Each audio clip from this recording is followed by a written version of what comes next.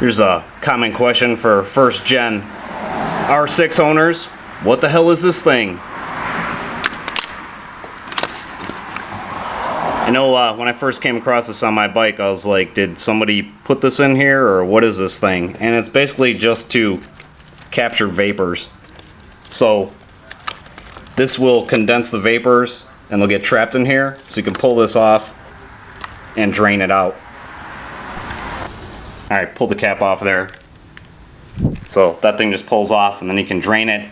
The first time I drained it, you know, there was some liquid in here. Really wasn't that much.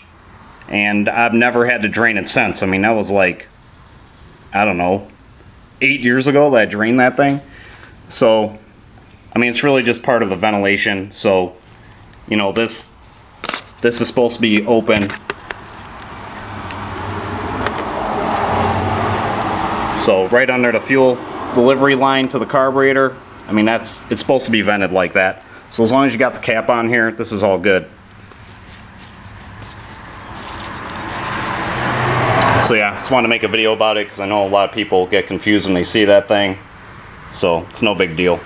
Just make sure it's drained and you should be good to go. Just make sure when you tuck that back in there that that vent is facing straight up.